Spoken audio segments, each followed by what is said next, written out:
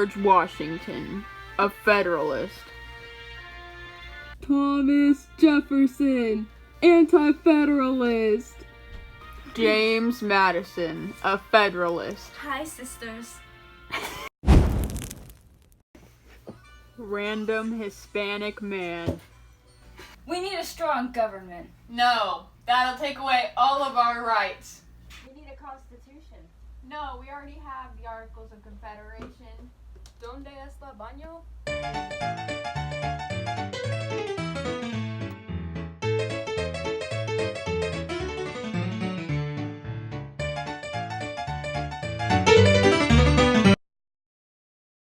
Gracias.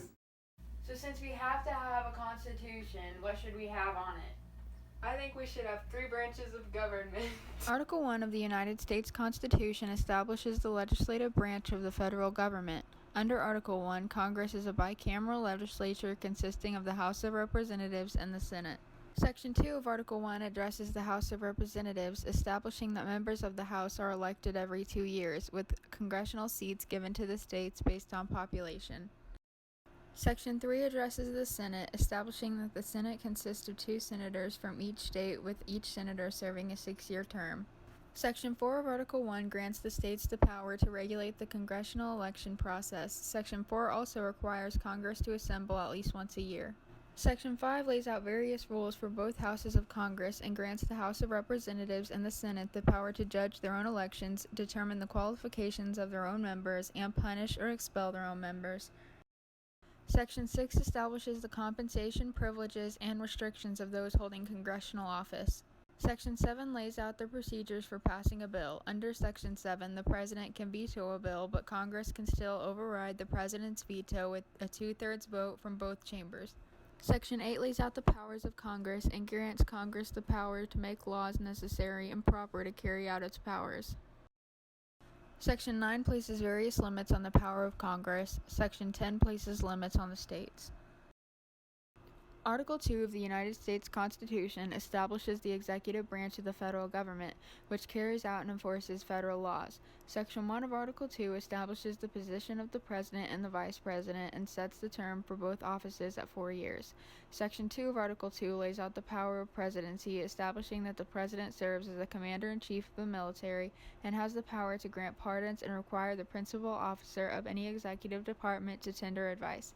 Section 3 of Article 2 lays out the responsibilities of the President, granting the President the power to convene both houses of Congress, receive foreign representatives, and commission all federal officers.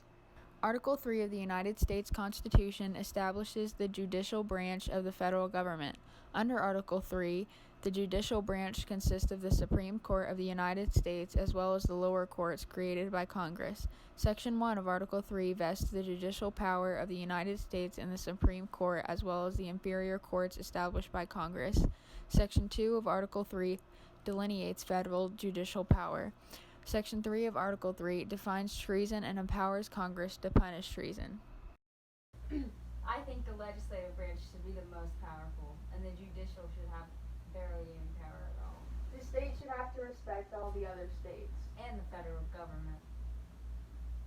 Article 4 of the United States Constitution outlines the relationship between the various states as well as the relationship between each state and the United States federal government. In Section 1, the Full Faith and Credit Clause requires states to extend full faith and credit to the public acts, records, and court proceedings of other states, and that Congress may by general law prescribe the manner in which shall be provided and the effect thereof. Section 3 says new states may be admitted by Congress into this union, but no new state shall be formed within the jurisdiction of any other state.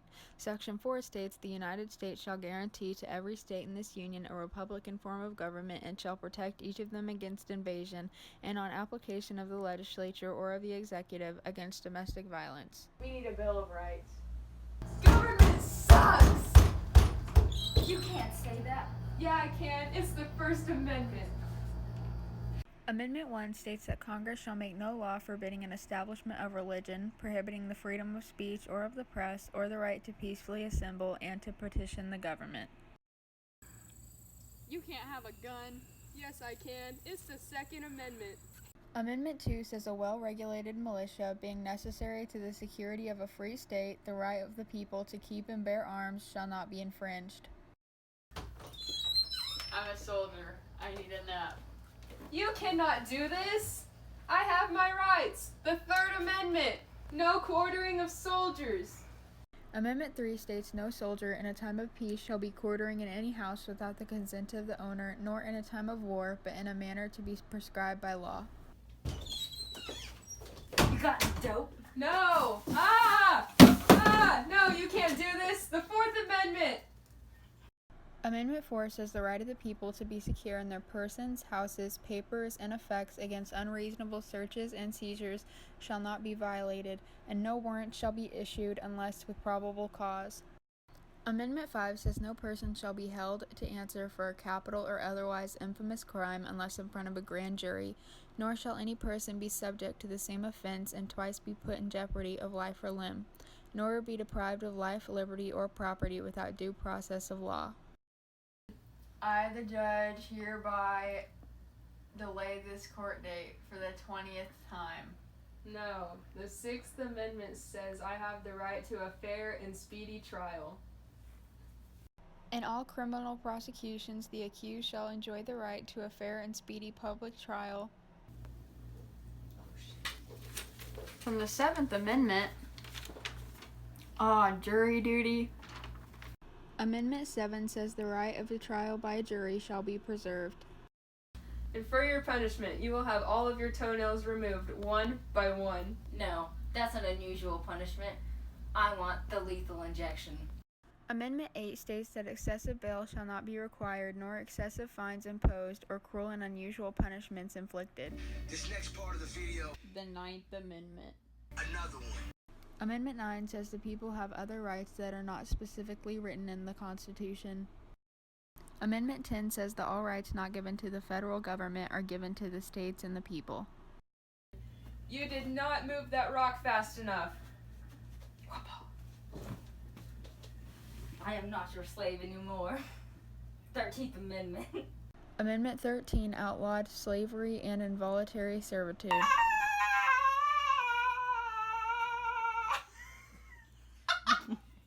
You gave birth to a beautiful U.S. citizen thanks to the 14th Amendment.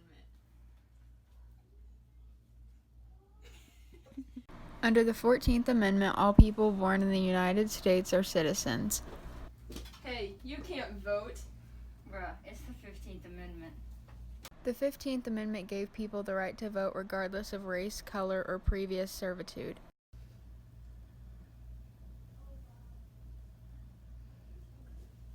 Hey, 18th Amendment.